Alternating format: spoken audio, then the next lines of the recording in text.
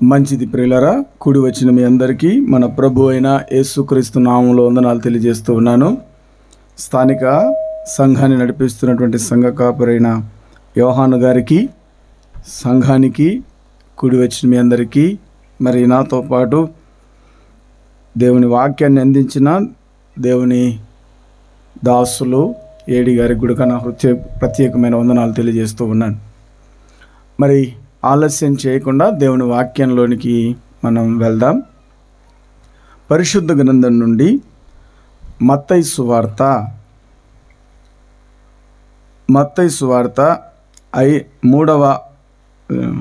4వ అధ్యాయం. మత్తయి సువార్త 4వ అధ్యాయం 16వ వచనాన్ని నేను చదువుతున్నాను, మీరు గమనించండి. నజరేతు విడిచి జెబులూను నఫ్తాలి అను దేశముల ప్రాంతములలో సముద్ర తీరమందలి కపెర్నహూమునకు వచ్చి కాపురముండెను. జెబులూను దేశమును నఫ్తాలి దేశమును యోర్దానులకు అవలనున్న సముద్ర తీరమున అన్యజనులు నివసించు గలిలయయు చీకటిలో కూర్చుండి ఉన్న ప్రజలను గొప్ప వెలుగు చూచిరి.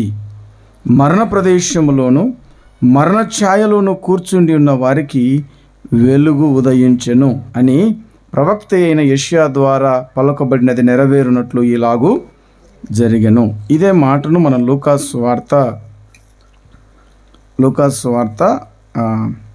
మొదటి అధ్యాయం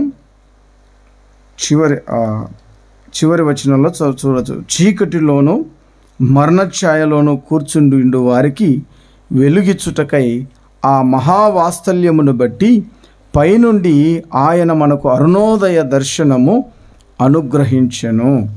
ఈ మాటలు మనకు ఎక్కడుంటాయంటే యెషయా గ్రంథం 9వ అధ్యాయంలో, యెషయా గ్రంథం 9వ అధ్యాయం మొదటి వచనంలో రాయబడి ఉంటాయి. పూర్వకాలమున ఆయన జెబులూను దేశమును నఫ్తాలి దేశమును అవమానపరచెను. అంత్యకాలమున ఆయన సముద్ర ప్రాంతములను అనగా యోర్దాను అద్దరిని అన్యజనుల గలిలయ ప్రదేశమును మహిమగలిదానిగా చేయుచున్నాడు. చీకటిలో నడుచు జనులు గొప్ప వెలుగును చూచుచున్నారు. మరణఛాయ గల దేశ నివాసుల మీద వెలుగు ప్రకాశించును. చిన్న ప్రార్థన చేసుకుందాం. దయగల ప్రభువా, ప్రేమగల మా తండ్రి, ఇంతవరకు నాయన మీ దాసుని మీరు నిలబెట్టుకొని శ్రేష్టమైన మాటలు మీరు మాకు అనుగ్రహించినందుకై స్తుతులు చెల్లిస్తూ ఉన్నాను. విన్న వాక్యము నాయన పదిలపరచండి, తుడిచిపెట్టిపోకుండా మీ సహాయం దయచేయండి. ఆ వాక్యం మొలకెత్తి ఫలభరితంగా మార్చండి. మరికొద్ది నిమిషాలు నేను మాట్లాడబోతూ ఉండగా అల్పున్నైన నన్ను మీరు మరుగు చేసి వచ్చిన నీ బిడ్డలతోనూ నాతోనూ మీరు మాట్లాడుమని యేసు ప్రభు దివ్య నామమున అడిగి వేడుకొనుచున్నాము తండ్రి, ఆమెన్. ప్రభునందు ప్రియులారా, కూడి వచ్చిన మీ అందరికీ మరొక మారు హృదయపూర్వక వందనాలు తెలియజేస్తూ ఉన్నాను. మనం చదువుకున్నటువంటి ఈ వాక్యంలో 2 పదాలు నన్ను పట్టుకున్నాయి. ఆ 2 పదాలను గురించి నేను మీ మధ్యలో ధ్యానం చేయాలనుకున్నాను. ఇక్కడ కూర్చున్నటువంటి ప్రజలు జెబులూను నఫ్తాలి అనబడిన ప్రాంతంలో ప్రజలు ఎక్కడ కూర్చున్నారు అంటే 2 ప్రాంతాల్లో వారు కూర్చున్నారు. ఒకటి చీకటిలో కూర్చున్న ప్రజలు అని వ్రాయబడి ఉంది, మరొకటి మరణఛాయలో కూర్చున్నటువంటి ప్రజలు. జెబులూను నఫ్తాలి అనేటువంటి ప్రాంతంలో ఉన్న ప్రజలు ఎక్కడ కూర్చున్నారట? చీకటిలోను మరణ ఛాయలోను కూర్చున్నారు. చీకటి అనే పదానికి మనం మరొక అర్థం చెప్పగలమా? చీకటి అంటే రాత్రి అని, మరొకటి వెలుగులేని స్థలాన్నే మనం ఏమంటాం? చీకటి అంటాం. అలాగే మరణానికి రాయబడిన మాట ఏంటంటే మరణకరమైన ప్రదేశం అన్నారు, మరొక మాట మరణపు ఛాయ అన్నారు. ఛాయ అంటే అర్థం ఏంటి? మనకు చాలా పర్యాయ పదాలు ఉన్నాయి. ఇంగ్లీష్లోనైతే సినోనిమ్స్ అంటారు, తెలుగులోనైతే పర్యాయ పదాలు అంటారు. ఛాయ అంటే ఏంటి? నీడ. ఏంటండి? నీడ. మరణపు ఛాయ, మరణ ఛాయ అన్నారు. అది 2 సంధిని కలిపినప్పుడు మరణ ఛాయ అయింది. మరణము ప్లస్ ఛాయ, మరణ ఛాయ. మరణానికి ఛాయ ఉంది, మరణానికి ఏముందంట? నీడ ఉంది. మరణానికి నీడేంటి? ఓ రోజు నలుగురు పిల్లలు స్నేహితులు ఆడుకుంటూ ఉన్నప్పుడు కాస్త ఎండొచ్చింది. ఎండొస్తే అరే ఎండలో ఉన్నారా, కాస్త నీడకెళ్ళి ఆడుకుందామని ఆ నలుగురు కుర్రోళ్ళు ఎండ తాపాన్ని తట్టుకోలేక ఓ గోడ ఉంటే గోడ దగ్గర ఆడుకుంటున్నారు. ఆడుకునే ఆ క్రమంలో వారు నీళ్లు మర్చిపోయారు, తిండి కూడా మర్చిపోయి ఆడుకుంటూ ఉన్నారు. ఉన్న పాటున ఆ గోడ మొత్తం ఒరిగి వాళ్ళ మీద పడింది. నలుగురు కుర్రాళ్ళు చనిపోయారు. వాళ్ళ ఆనందంలో వాళ్ళు ఆడుకునేటప్పుడు వారు మరణపు నీడలో మేము ఆడుకుంటున్నాం అన్న సంగతి వారికి అర్థం కాలేదు. ఎండలో ఉన్నారు, తాపం తట్టుకోలేక నీడకొచ్చారు, నీడలో ఆడుకుంటున్నారు. ఆటలో వారు ఏ నీడలో మనం ఉన్నాం అనేది వారికి అర్థం కాలేదు. అది మరణపు నీడ అని వారు గ్రహించలేకపోయారు. వారి ఆటల్లోనే వారు మునిగిపోయారు. ఆ చిన్న పిల్లవాళ్ళు ఆ గోడ కింద పడిపోయినప్పుడు ఆ తల్లిదండ్రుల రోదన అంతా ఇంత కాదు. ఆ పిల్లలకే గనక మరణపు నీడని సంగతి, ఆ గోడ పడుతుంది, ఈ నీడ మనల్ని మృంగే నీడని వారికి గిన అర్థమైంటే వారు అక్కడికి వెళ్ళేవారు కాదు, వారి ప్రాణాలు మిగిలేవి. అయితే దేవుని బిడ్డలారా, ఈ రాత్రి గుంజలపాడు గ్రామంలో దేవుడు మనతో మాట్లాడుతున్నటువంటి ఒక నీడను గురించి మనం ఆలోచన చేద్దాం. ఏంటి ఈ నీడ అంటే మరణపు ఛాయ. ఏం ఛాయ ఇది? మరణానికట ఏముంది? ఒక ఛాయ ఉందంట. చెట్టుకు నీడ ఉన్నట్టు, ఒక వ్యక్తికి నీడ ఉన్నట్టు, ప్రతి వస్తువుకు ఎండ వచ్చినప్పుడు ఏమొస్తుంది? నీడ వస్తుంది. ఆ నీడ ఎలా కనపడుతుంది? దాని రూపము కనపడుతుందా కనపడదా? మన మనిషి నిలబడ్డామనుకోండి, మన నీడ ఎలా ఉంటుంది? మన రూపంలోనే ఆ నీడ ఉంటుంది. దాన్ని ఏమంటారు? ఛాయ అంటారు. మన ఛాయలోనే, మనం ఎంత ఎత్తు ఉంటే అంతే ఎత్తులోనే నీడ ఉంటుంది. మనం చెయ్యెత్తితే ఆ ఛాయ కూడా ఏమవుతుంది? చేయెత్తుంది. మన కాలెత్తితే కాలెత్తి, మనం నడుస్తే ఆ నీడ కూడా ఛాయ మనతో పాటు వస్తుంది. అయితే మరణానికి ఒక ఛాయ ఉంది. ఆ ప్రజలు ఎక్కడున్నారంటే మరణ ఛాయలో నివసిస్తున్నారు. అది యోగ్యమైంది కాదు. అది మరణ ఛాయలో ఉన్న సంగతి వారికి అర్థం కాలేదు. ఎందుకంటే అది చీకట్లో ఉన్నారు. వాళ్ళు చీకటిలో మరణం వారిని నీడ కాస్తుంది, ఛాయగా వారిని మభ్యపెడుతుంది. ఆ ప్రదేశంలో వారు ఉన్నప్పుడు దేవుని వెలుగట వారి మీదికి ఉదయించింది. అయితే ఈ రాత్రి నేను మీ మధ్యలో చెప్పదలుచుకున్న మాట ఏంటంటే, అసలు ఛాయ అంటే ఏంటి? ఏ ఛాయ? మరణానికి ఎటువంటి ఛాయలు ఉన్నాయి అనే సంగతిని మనం ఆలోచన చేద్దాం. సామెతల గ్రంథం 5వ అధ్యాయం, సామెతల గ్రంథం 5వ అధ్యాయం, సామెతల గ్రంథం 5వ అధ్యాయం 7-8 వచనాలు మనం చదువుదాం. సామెతల గ్రంథం 5వ అధ్యాయం 7-8 వచనాలు అందరూ తెరవండి, ఆ మాట చదవండి. కుమారులారా, నా మాట ఆలకించుడి, నేను చెప్పు ఉపదేశము నుండి తొలగకుడి.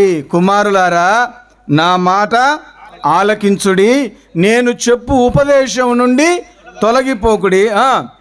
జారశ్రీయుండు ఛాయకు పోక నీ మార్గమును దానికి దూరముగా చేసుకొనుము, దాని ఇంటి వాకిటి దగ్గరకు వెళ్ళకుము. ఎందుకు వెళ్ళకూడదు? 5వ అధ్యాయం 5వ వచనం. దాని నడతలు మరణమునకు దిగుటకు దారి తీయును, దాని అడుగులు పాతాళమునకు చక్కగా చేరును. మరణపు ఛాయ ఒకటి ఇక్కడ మనకు కనబడుతుంది. ఏం ఛాయ? ఈ ఛాయ జారశ్రీ ఉండే ఛాయ. ఏం ఛాయ అండి? జారశ్రీ ఉండేటువంటి ఛాయ. ఈ ఛాయ ఎక్కడికి తీసుకొని వెళ్తుంది? జారశ్రీ యొక్క నీడ, జారశ్రీ యొక్క ఛాయ ఒక వ్యక్తిని ఎక్కడికి నడిపిస్తుంది? దాని నడతలు మరణమునకు దిగుటకు దారి తీయును, దాని అడుగులు పాతాళమునకు చక్కగా చేరును. చాలామందికి ఈ దారి అర్థం కాలేదు. మందిరానికి 2-3 కన్ఫ్యూజ్ అయ్యారు. ఎట్లా రావాలనో మనకు అర్థము కాలేదు. అడిగి ఫోన్ తీసుకుంటే కానీ కొందరికి రాలేదు, ముందు ఉన్న వారికి మాత్రం అర్థమైంది.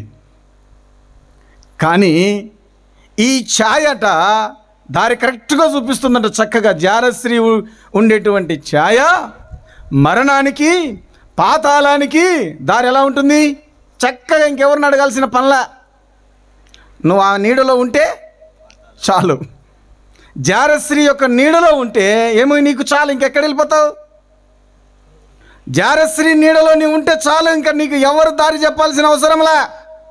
చక్కగా నువ్వు మరణానికి వెళ్తావు, చక్కగా నువ్వు పాతాళానికి వెళ్తావు. నిన్నెవరు ఆపాల్సిన అవసరం లేదు, అడ్రస్ చెప్పాల్సిన అవసరం లేదు, ఎవరిని అడ్రస్ కనుక్కాల్సిన అవసరం లే. నీ దారి, నీ రూటే సపరేటు, నీకు స్టాపింగ్స్ లేవు,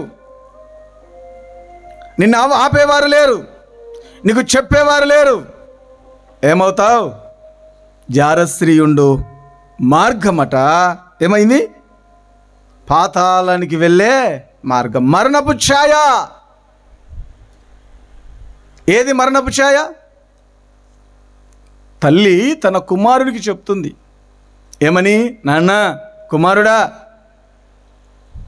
నేను నీకు ఉపదేశం చెప్తున్నాను, కొంచెం విను, నా మాట ఆలకించు, నేను చెప్పు ఉపదేశం విను. ఏం వినాలో తెలుసా?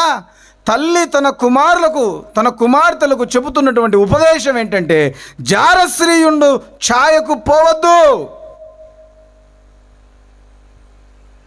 జారశ్రీ ఉండే ఛాయకు పోవద్దు. దాని పెదవులు నున్నుపోయినవి, అది తేనె పూసిన కత్తి. ఏముంది అది? తేనె పూసిన కత్తి. ఆమె పెదవులు నునువైనవి. నువ్వు వెళ్ళావా, నీ మార్గం మరణమే. నువ్వు వెళ్ళావా, నీ మార్గం పాతాళమే. ప్రభునందు దేవుని బిడ్డలారా, ఈరోజు మనం చాలా విషయాలు మన కుమారులకు, కుమార్తెలకు చెబుతున్నాం. ఆస్తి వివరాలు చెప్తాం, బాండ్లు చెప్తాం, ఉన్న ఆస్తి చెప్తాం, వచ్చే ఆస్తి చెప్తాం, బంధువుల గురించి చెప్తాం, ఎవరితో మాట్లాడాలో చెప్తాం, ఎవరితో మాట్లాడకూడదో చెప్తాం. కానీ విలువైనటువంటి మాటలు మాత్రం మనం చెప్పడం మానేస్తున్నాం. విలువైన మాటలు ఆ నలుగురు పిల్లవాళ్ళకి గనక ఆ గోడ పడుతుందని ఎవరైనా చెప్పింటే ఏమయ్యేది? ప్రాణాలు బాగుండేవి. ఇప్పుడు యవనస్తులకు ఏం చెప్పలేకపోతున్నామంటే, దేవుని వాక్యంలో ఉన్న సంగతులను మనం చెప్పలేకపోతున్నాం. అబ్బాయి, నీకు వయసు వస్తుంది, అమ్మాయి, నీకు వయసు వస్తుంది. జారత్వం అనేది భయంకరమైనటువంటి పాపం. జారత్వానికి కనుక నువ్వు లోబడితే అది నిన్ను పాతాళానికి ఈడ్చుకుపోతుంది. జారత్వం అనేది ఒక నీడ. అది ఏ నీడ అంటే మరణానికి నీడ. అది భయంకరమైంది, మనుషులకు అర్థంగా ఉంది. ఇప్పుడు ఒక వ్యక్తి జారత్వంలో పడ్డాడు అంటే, ఒక వ్యక్తి జారశ్రీ ఉండేటువంటి స్థలాల్లో తిరుగుతూ ఉన్నాడు అంటే అతను ఏ నీడలో ఉన్నాడు? చెప్పండి, ఏ నీడలో ఉన్నాడు? ఆ ఇంటి దగ్గరని మనం అనుకుంటున్నాం, కానీ ఏ నీడలో ఉన్నాడు? మరణపు నీడలో ఉన్నాడు. ప్రభునందు దేవుని బిడ్డలారా, ఈ మరణపు నీడలో ఉన్నవారు ఎవరో ఒకసారి బైబిల్లో ఉన్న సంగతిని కూడా మనం ఆలోచన చేద్దాం. న్యాయాధిపతుల గ్రంథం 16వ అధ్యాయం, న్యాయాధిపతుల గ్రంథం 16వ అధ్యాయం 16వ వచనం. 16 ఆమె అనుదినము మాటల చేత అతనిని బాధించి తొందర పెట్టుచున్నందున అతడు ప్రాణము విసిగి ఏ నీడలో ఉన్నాడు? ఏ నీడలో ఉన్నాడు? ఏమవ్వాలనుకుంటున్నాడు? సంసోనట వేష లేకుంటే దెలీలా ఆమెను తొందర పెడుతూ ఉన్నప్పుడు ఏం విసిగింది? ప్రాణం విసిగి ఏమయ్యాడు? చచ్చిపోయాడు. చావడానికి ఇష్టపడ్డాడట. ఎవరైనా? సంసోను. ఈ సంసోను తనలో తానే ప్రాణం విసిగిపోయి ఏమవ్వాలనుకున్నాడు? చచ్చిపోవాలనుకున్నాడు. ఎలాంటి వాడో తెలుసా? ఓసారి తాను నడుస్తూ ఉన్నప్పుడు సింహం తన మీదికి వచ్చిందట. ఎట్లొచ్చింది? బొబ్బరించుకుంటూ వచ్చిందంట. సింహం బొబ్బరించుకుంటూ వచ్చి సంసోను మీద పడితే సంసోను యొక్క చేతిలో ఏం లేదట, కట్టె లేదు, గుణపం లేదు, ఆయుధం లేదు. ఆయుధం లేకుండానే దాన్ని మేకపిల్లను చీల్చినట్టు చీల్చాడట. దేన్ని? సింహాన్ని. దేంతో? ఎట్లా చీల్చాడు? మేకపిల్లను చీల్చినట్టు చీల్చాడు. సంసోన్ అంటేనే సింహానికి ఏమొచ్చింది? అక్కడ భయం. సంసోన్ అంటేనే మరణానికి భయం వచ్చింది. సంసోన్ అనగానే సింహం చచ్చిపోయింది. మరొక మాట మీరు గమనిస్తే దేవుని బిడ్డలారా, సంసోనికి కోపం వచ్చినప్పుడు ఫిలిస్తీన్ల మీద ఎన్ని వందల నక్కలు పట్టుకున్నాడు? 300 నక్కలను. మామూలుగా దేన్నైనా మనం పట్టుకోవచ్చు, కానీ దొరకనని ఏమంటాం? అంటే ఏం వాడు దొరకదు కాబట్టి జిత్తుల మారి నక్క. జింకను పట్టుకోగలం, సింహానికి వేటేయగలం, పులిని పట్టుకోగలం, పందిని పట్టుకోగలం, దేన్నైనా పట్టుకోగలం, కానీ దేన్ని పట్టుకోలేం? నక్కను పట్టుకోలేం. అందుకే ఎవడైనా దొరకనుండి అంటాడు, ఈడ నక్క రైడు జిత్తుల మారినోడు దొరకడంటాం. మరి దేవుని బిడ్డలారా, జిత్తుల మారి నక్కను పట్టుకోవడం అంటే అసాధ్యమైన పని. మరి ఒక్క నక్కను పట్టుకోవడమే అసాధ్యమైనప్పుడు 300 నక్కను ఎలా పట్టగలిగాడు? ప్రపంచంలోనే బాగా పరిగెత్తగలిగిన వాడెవరు? Usain Bolt. 10 సెకండ్స్లోన 9 సెకండ్స్లోనే 100 మీటర్స్ని పరిగెత్తగలిగిన వాడు ఒక్కడే ఒకడున్నాడు. 9 సెకండ్లలో 100 మీటర్లు పరిగెత్తగలిగిన వాడు. మరి ఈ వ్యక్తి 300 నక్కల్ని పట్టుకోవడమే కాదు, వాటి తోకలకు ముడివేసి ఆ తోకల మధ్యలో దివిటీని పెట్టి ఆ దివిటీకి నిప్పంటించి శత్రుల యొక్క పొలాల్లోకి. మరి పరిగెత్తగలిగిన వాడు సామర్థ్యం ఉన్నోడా లేడా? సామర్థ్యం ఉన్నవాడు. మరి ప్రభునందు దేవుని బిడ్డలారా, ఇదే వ్యక్తిని ఆ పొలాల్లో అంటించారని ఫిలిస్తీన్ల సర్దారులందరూ వచ్చి సంసోనును జనపనార తాళ్లతో కట్టి యూదులే వారికి ఆ ఫిలిస్తీన్లకు అప్పగిస్తే ఫిలిస్తీన్లు అతన్ని చూసి హేళన చేస్తూ నవ్వుకుంటూ తీసుకొని వెళ్తుంటే దేవుని ఆత్మ తన మీదకి వచ్చినప్పుడు జనపనార తాళ్ళు ఏమైపోయినాయి? కాలిపోయినాయి. అన్నీ కాలిపోయినాయి, బూడిదైపోయాయి. అంతేకాదు పచ్చి దవడ ఎముకతో, ఒక పచ్చి దవడ ఎముకతో ఏం చేశాడంట? 1000 మందిని చంపాడు.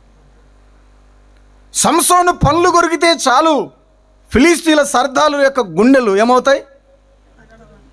వణుకుతాయి. సంసోను పళ్ళు కొరికితే చాలు, ఆయన లేసి విజృంభిస్తుంటే చాలు ఫిలిస్తీన్లు పారిపోయారు ఎన్నోసార్లు. సంసోను వచ్చారు ఫిలిస్తీన్లు అంటే ఈయన లేస్తే చాలు ఫిలిస్తీన్లు ఏమయ్యారు? దూరమై పారిపోయారు.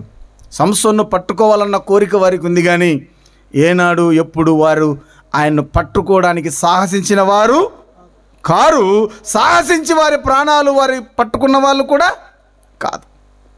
పట్టుకున్నవారు ఆయనకు దొరకలేదు.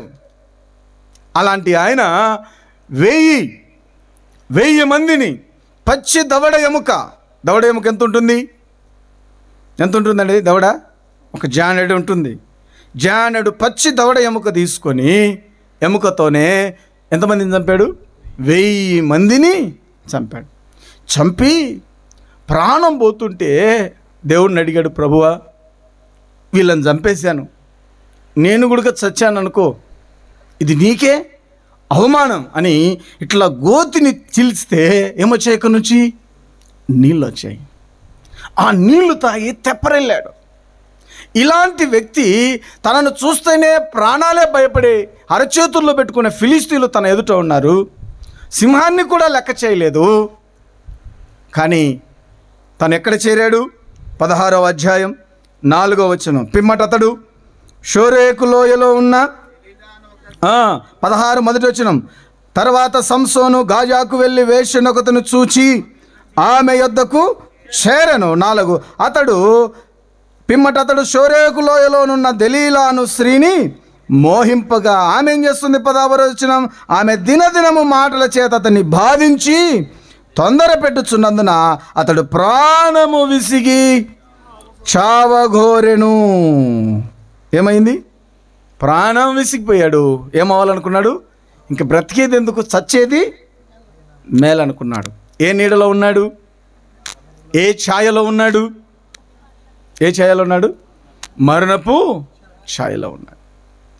ఆ ఛాయలో లేనంతకాలం ఎలాంటి వాడైనా బలవంతులు, బలాఢ్యుడు, సింహాన్ని జయించగలిగిన బలం తనకుంది, ఫిలిస్తీన్లను ఓడించగలిగిన బలం తనకుంది, దేవుని ఆత్మను పొందినటువంటి గొప్ప అభిషేకం తన మీద ఉంది. తనకే కాదు, తాను గర్భంలో పడినది మొదలుకొని తన తల్లి కూడా ఆ ఆత్మ బలాన్ని, ఆత్మ అభిషేకాన్ని అనుభవించింది. తాను పుట్టినది మొదలుకొని నాజీరు చేయబడ్డాడు. అలాంటి వ్యక్తి ఒక నీడకు వెళ్ళాడు, ఓ ఛాయకు వెళ్ళాడు. వెళ్తున్నది నీడ. ఇది మరణపు, తన మరణాన్ని తీసే ఛాయ అన్న సంగతి తనకు అర్థం కాలేదు. అక్కడే ఏమయ్యాడు? తన దేవుడు తనకిచ్చిన రహస్యాన్ని విప్పాడు. విప్పితే ఆమె చెప్పింది ఆ మాట చూస్తే మనం దేవుని బిడ్డలారా, అతడు 21వ వచనం, అప్పుడు ఫిలిస్తీయులు అతన్ని పట్టుకొని అతని కన్నులను ఊడదీసి గాజాకు అతను తీసుకొని వచ్చి ఇత్తడి సంఖ్యల చేత అతని బంధించిరి.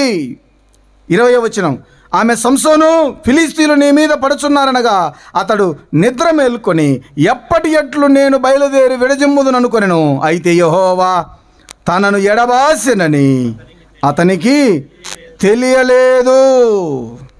ఏం కాలేదు? తెలియలేదు. ఎందుకు తెలియలేదు?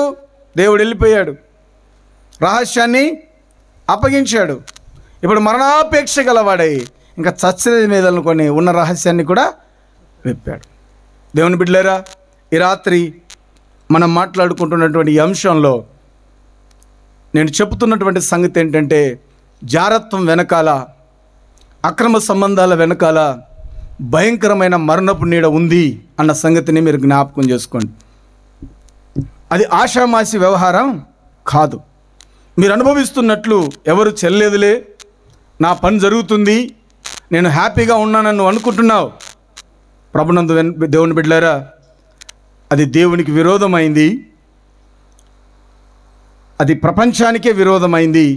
ఈ ప్రపంచంలో జరుగుతున్నటువంటి 100 హత్యల్లో 70% హత్యలు కేవలం అక్రమ సంబంధాల వల్లనే జరుగుతూ ఉన్నాయి, కేవలం అనుమానాల వల్లనే జరుగుతూ ఉన్నాయి.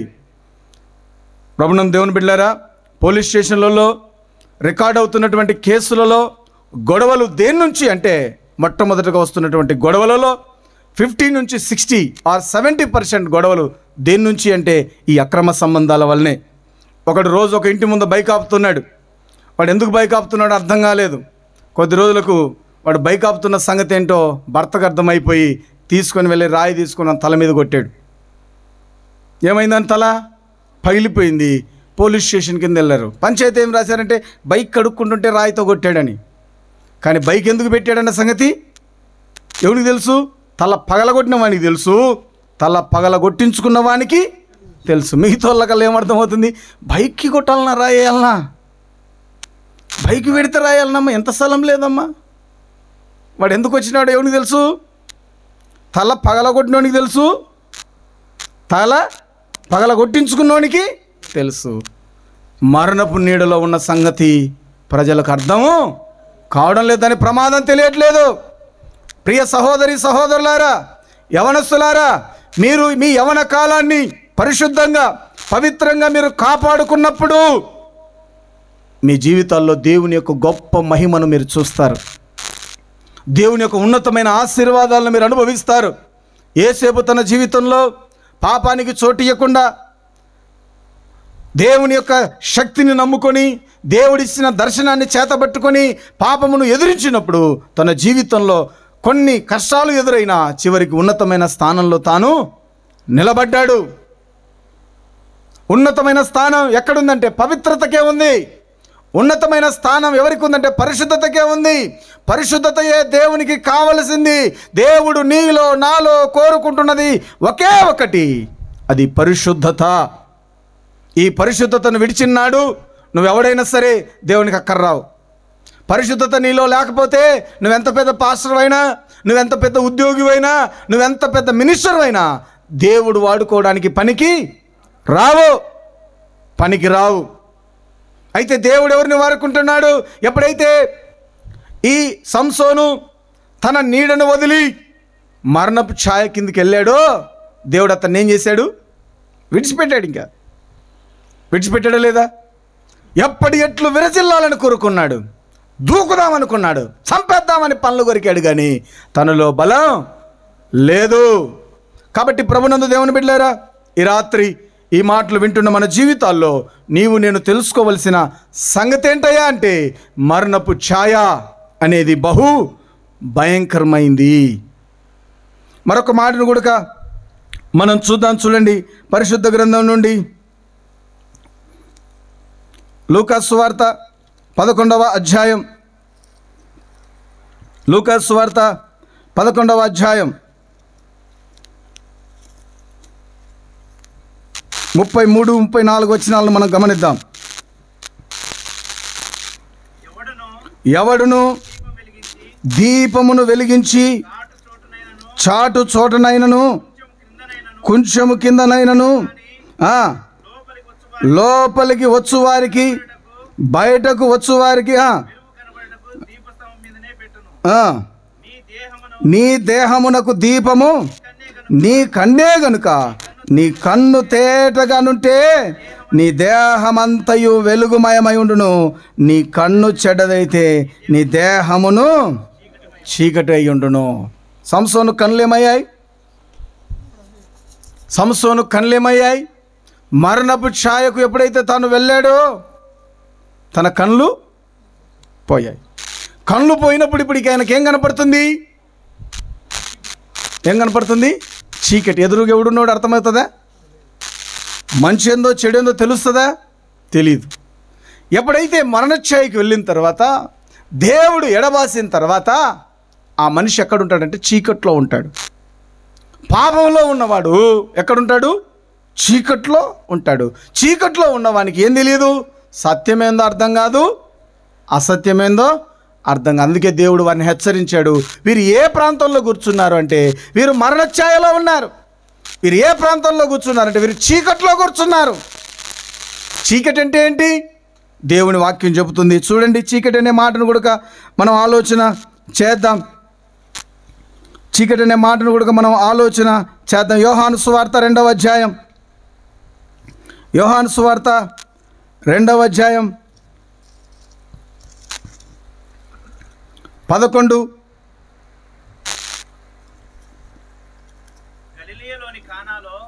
అదే 2 లేకుంటే మత్తయి సువార్త 5:21 వచ్చిన చూద్దాం. మత్తయి సువార్త, నరహత్య చేయవద్దు,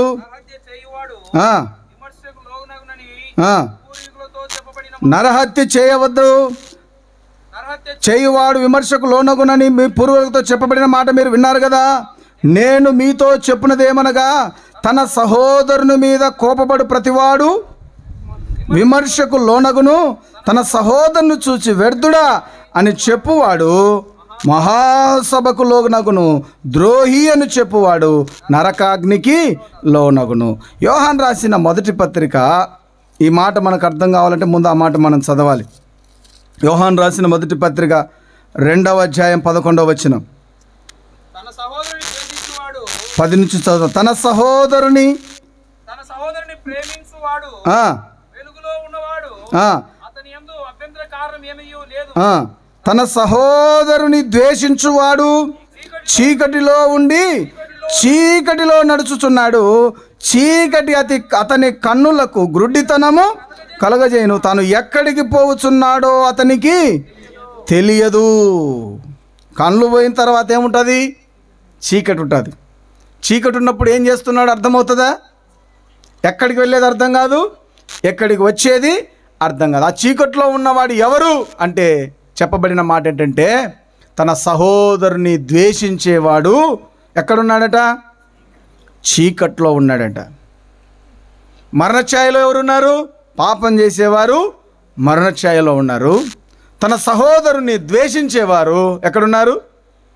చీకట్లో ఉన్నారు. అందుకే యేసు ప్రభు చెప్పాడు, అయ్యా నరహత్య చేస్తే కాదు పాపం, ఒక వ్యక్తిని చూసి వ్యర్థుడా అని జడ్జిమెంట్ నువ్వు చేసిన రోజే నువ్వేమైపోతున్నావు? ఆ వ్యక్తిని నరహత్య చేసిన వాడివి అవుతున్నావు. ఒకడిని పనికొచ్చేవాడిని కూడా పనికి మొదలుడు అన్నావు అనుకో, వ్యర్థుడు అంటే ఏంటి? యూజ్లెస్ ఫెలోనే కదా. అతన్ని వ్యర్థుడా అంటే మనం ఏం చేసినటువంటి అని అన్నే నరహత్య చేసినట్లంట. మరి దేవుని వాక్యం చెబుతుంది, ఒక వ్యక్తిని మనం ద్వేషించినప్పుడు, ఒక వ్యక్తిని మనం అసహించుకున్నప్పుడు, ఒక వ్యక్తి పట్ల మనం అగౌరవంగా ప్రవర్తించిన దినాన మనం ఏమవుతున్నాం? ఆ వ్యక్తిని సంహరించిన వారిగా, నరహత్య చేసిన వారిగా అవుతున్నాం. మరి ప్రభునందు దేవుని బిడ్డలారా, ఆ క్రమంలోనే యేసు ప్రభు చెప్పినటువంటి ఈ మాటను కనుక మీరు గమనిస్తే, ఎవరు చీకట్లో ఉన్నారు? తన సహోదరుని ద్వేషించువారు చీకటిలో ఉండి చీకటిలోనే నడుస్తూ ఉన్నారు. ఎక్కడ నడుస్తున్నారు చెప్పండి? ఎక్కడ? చీకటి. మరి చీకటిలో ఉన్న వాళ్ళు ఏమవుతారు? ఇంకా ఎవరెవరు చీకటిలో ఉన్నారో చూడండి.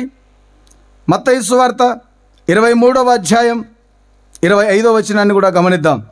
మత్తయి సువార్త 23వ అధ్యాయం 25వ వచనం. అయ్యో వేషధారులైన శాస్త్రులారా, పరిసయ్యులారా, మీరు గిన్నెయు పల్లెమును వెలుపట శుద్ధి చేయుదురు గాని అవి లోపల దోపుతోను అజితేంద్రియత్వముతోను నిండి ఉన్నవి. ఏమన్నాడు? గ్రుడ్డి పరిసయ్యుడా, గిన్నెయు పల్లెమును వెలుపల శుద్ధి అగునట్లు ముందు లోపల వాటిని శుద్ధి చేయుము.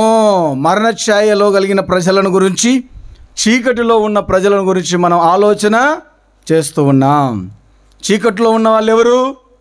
తన సహోదరుని ద్వేషించేవాడు ఎక్కడున్నాడట? చీకట్లో ఉన్నాడట. ఈరోజు దేవుని బిడ్డలారా, మన జీవితాన్ని ఒకసారి ఆలోచన చేద్దాం. మన సహోదరులను ప్రేమిస్తున్నామా, ద్వేషిస్తున్నామా? ఎప్పుడు మనం ద్వేషిస్తున్నాం? ఎలా మనల్ని ద్వేషిస్తున్నాం? ఓ భర్త తన భార్యను సరిగా గౌరవించున్నప్పుడు తను ఏం చేస్తున్నాడు? ద్వేషిస్తున్నట్లు కాదా? ఓ భార్య తన భర్తను గౌరవించున్నప్పుడు తను కూడా తన భర్తను ఏం చేస్తుంది? ఎప్పుడు మనకు దూషణ మాటలు, ఒక వ్యక్తిని తిట్టే పరిస్థితి, ఒక వ్యక్తిని అనే పరిస్థితి ఎప్పుడు వస్తుంది? ఎప్పుడైతే వారిని ద్వేషిస్తామో మనం అనరాని మాటను అనేస్తాం. నువ్వు ఆ మాటను అన్నప్పుడు, పలికినప్పుడు ఆ వ్యక్తిని మనం ఏం చేస్తున్నాం? దేవుని వాక్యానుసారంగా మనం చీకటిలో నడుస్తున్నాం. చీకటి దేనికి సాదృశ్యంగా ఉంది? మరణఛాయకు అది నీడగా ఉంది.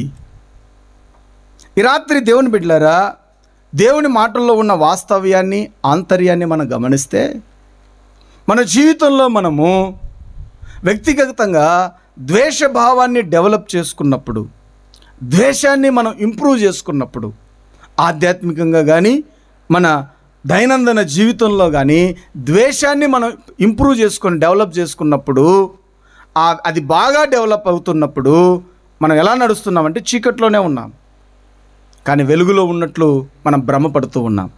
అది మనల్ని ఎక్కడికి నడిపిస్తుంది? మరణానికి, పాతాళానికి నడిపిస్తుంది.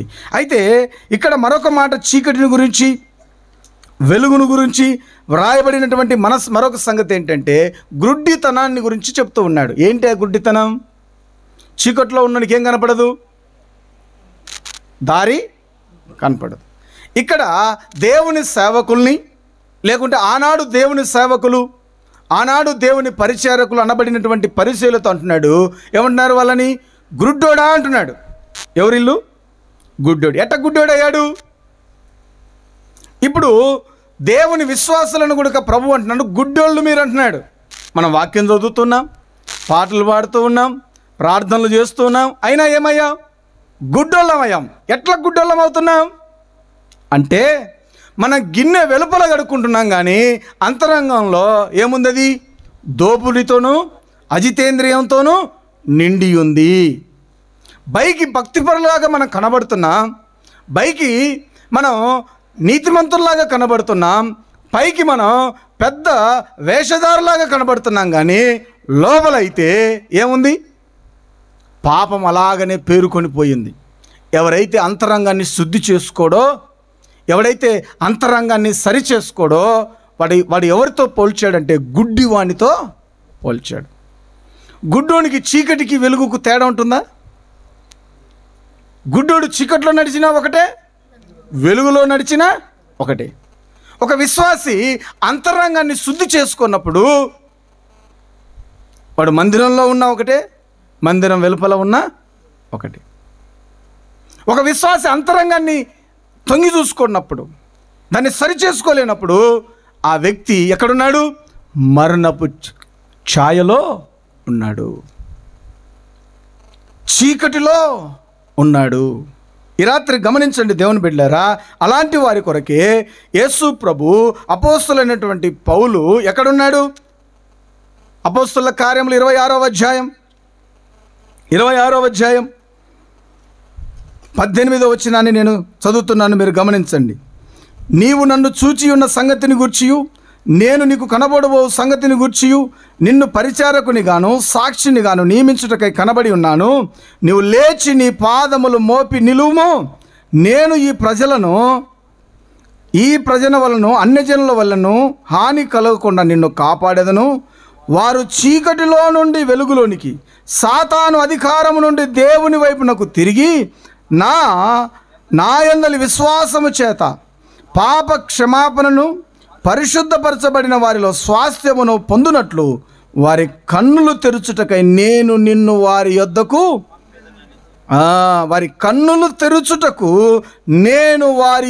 నిన్ను పంపెదను. ఎందుకు కన్నులు తెరవబడాలి? పాప క్షమాపణను గురించి, పరిశుద్ధత గురించి మనుషులకు ఏం తెరవబడాలి? మనుషులకు ఏం అర్థం కాలేదు? పాప క్షమాపణ అర్థం కాలేదు, పరిశుద్ధత అర్థం కావడం లేదు. అన్ని భక్తులు అర్థమయ్యాయి. ఏ భక్తి అర్థమైంది? ఉపవాసాలు ఉండేది అర్థమైంది, అర్థం కాలేదా? పండగ చేసుకునేది అర్థమైంది, కొత్త బట్టలు తెచ్చుకునేది అర్థమైంది, ప్రార్థనకి వెళ్తే పాడాలన్న సంగతి తెలుస్తుంది, వాక్యం చదువుకోవాలన్న సంగతి తెలుస్తుంది, అన్ని విషయాలు అర్థమవుతున్నాయి. ఏమర్థం కావడం లేదు? పాప క్షమాపణ అనేది అర్థము కావడం లేదు, పరిశుద్ధత యొక్క విలువ అర్థం కాలేదు. వారి కన్నులు మూసుకుపోయాయి. అపోస్తలులైనటువంటి పౌలుతో దేవుడు చెప్పాడు, అయ్యా వీరి కన్నులు మూసుకుపోయాయి, నువ్వు వెళ్ళి వారి కన్నులు తెరవాలి. ఏ విషయంలో కన్నులు తెరవాలి? వారు బయటికి శుద్ధి చేసుకుంటున్నారు కానీ అంతరంగంలో మాత్రం అట్నే ఉంది. వారికి పాపక్షమాపణ లేదు, పరిశుద్ధత లేదు. నువ్వు వారి దగ్గరికి వెళ్ళి నువ్వు పాపక్షమాపణ గురించి, పరిశుద్ధత గురించి చెప్పి వారి కన్నులు తెరవాలి. అందుకే దేవుడు యెషయా ప్రవక్త ద్వారా చెప్పాడు, మరణ ఛాయలో కూర్చున్నటువంటి ప్రజల దగ్గరికి, చీకటిలో కూర్చున్నటువంటి ప్రజల దగ్గరికి ఏమొచ్చిందంట? వెలుగు వచ్చింది. ఏమొచ్చింది? వెలుగు.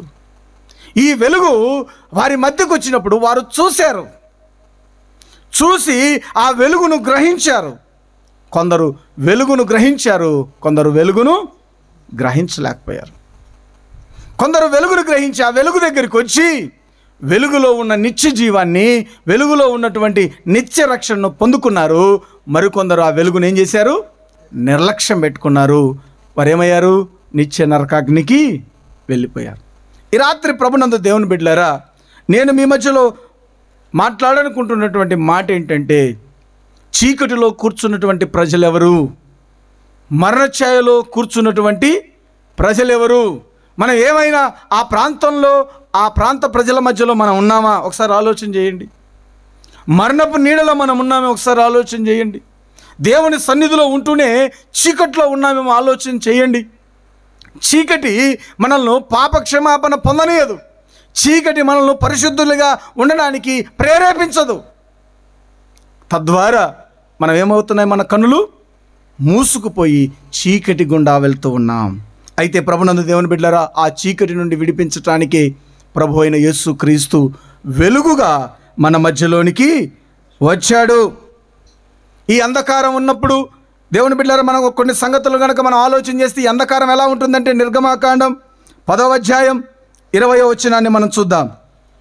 నిర్గమాకాండం 10వ అధ్యాయం 20వ వచనం.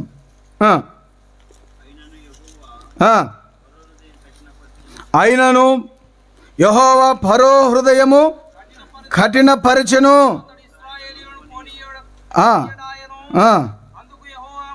10:21 చదువుతున్నావా?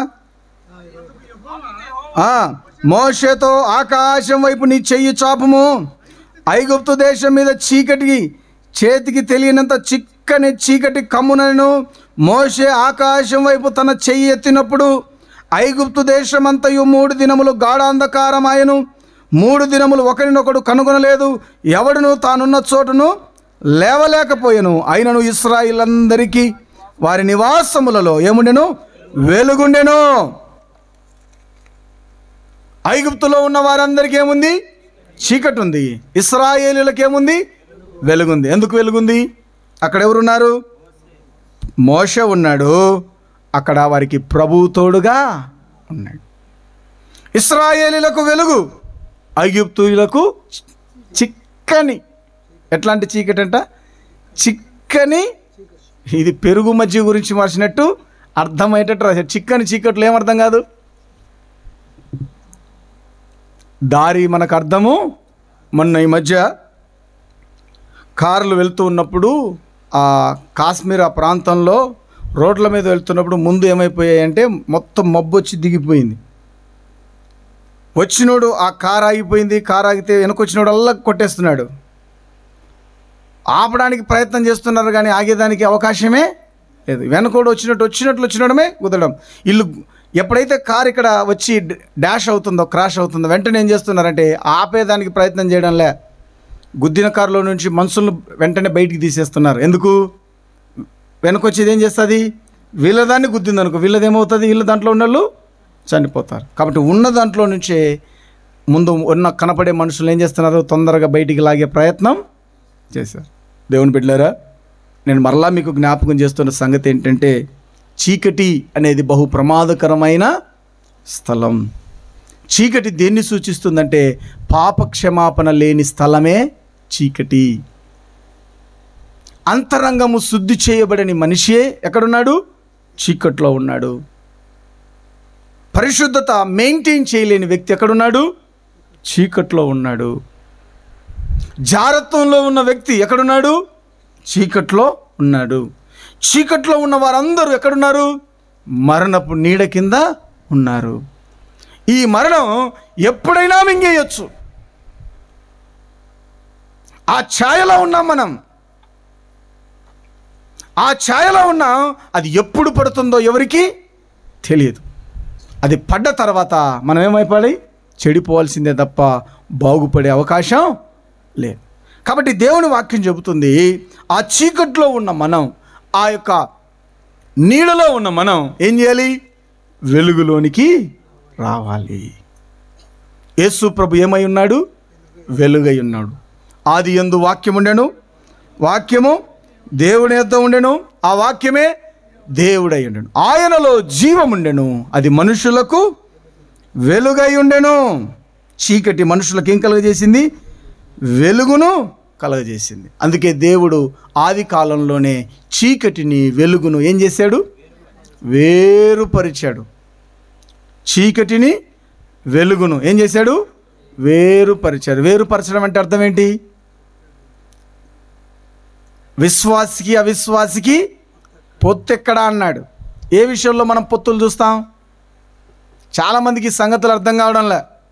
విశ్వాసికి అవిశ్వాసికి జోడు లేదన్నాడు. ఏ విషయంలో జోడు లేదు?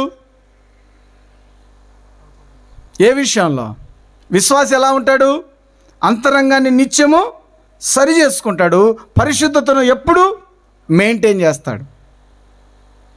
అంతరంగాన్ని శుద్ధి చేసుకోవడం, పరిశుద్ధతను కాపాడుకుంటాడు. అవిశ్వాసి ఏం చేస్తాడు? అంతరంగంలో పాపక్షమాపణ ఉండదు, పరిశుద్ధత మీద విలువ ఉండదు.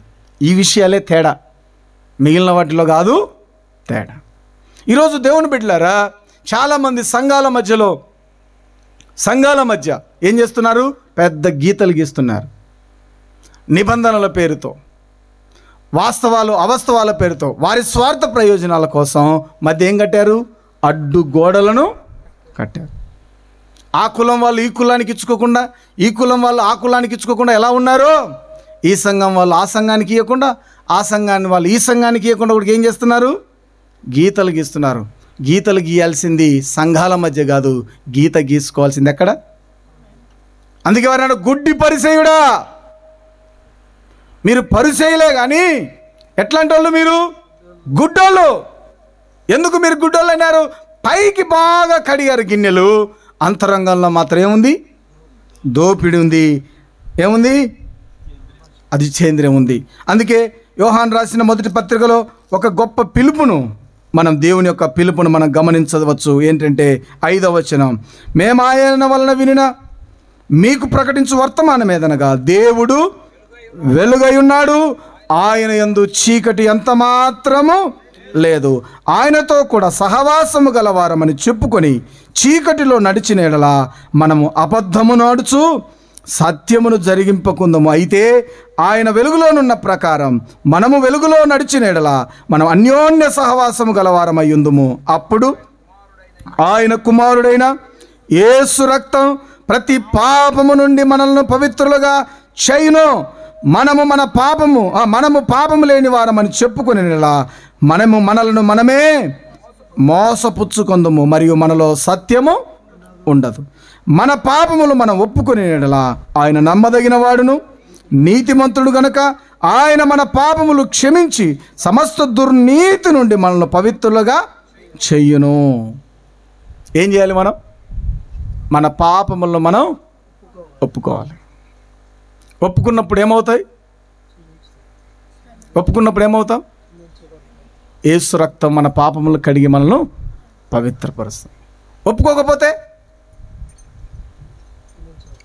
ఏమవుతాయి? మరణపు నీళ్ళలో ఉంటాం. మరణం వచ్చి మనల్ని మృంగేస్తుంది. కాబట్టి ప్రభునందు దేవుని బిడ్డలారా, ఈ రాత్రి ఈ మాటలు కనుక మనం ఆలోచన చేస్తే ఒక సంగతిని నేను మీ మధ్యలో జ్ఞాపకం చేయాలనుకుంటున్నాను. ఏంటంటే, వెలుగుంది, చీకటి ఉంది. మరణపు ఛాయ ఉంది, చీకటిలో కూర్చున్న ప్రజలు ఉన్నారు. ఈ 2 రకాల ప్రజలు ప్రభువుని చూశారో చూడలేదా? యేసు ప్రభు ఎప్పుడైతే వారిని చూస్తే, వారిని చూడగానే ఆయన కనిపించింది ఏంటంటే, వీరు మరణఛాయలో ఉన్నారు, వీరు చీకట్లో ఉన్నారు. మరణఛాయ దేన్ని సూచించింది? మరణఛాయ దేన్ని సూచించింది చెప్పండి. నేను చెప్పాను కదా, చెప్పి ముగిస్తున్నాను. మరణఛాయ దేన్ని చూపించింది? మరణఛాయలో ఎవరున్నారు? ఎవరండి ఛాయ? కుమారుడా నా ఉపదేశము ఆలకించుము, జారశ్రీయుండు ఛాయకు పోవద్దు అన్నారు. జారశ్రీయుండే ఛాయ ఏ ఛాయ? దాని నడత మనల్ని ఎక్కడ నడిపిస్తుంది? మరణానికి, పాతాళానికి నడిపిస్తుంది. మరణపు ఛాయ మనల్ని నరకానికి, పాతాళానికి నడిపిస్తుంది. ఆ మరణపు ఛాయ కిందికి వెళ్ళిన సంసోను ఎక్కడికి వెళ్ళిపోయాడు? మరణానికి వెళ్ళాడు. ఆ ఛాయలో ఉన్నటువంటి సంసోనుకి ఏం లేవు?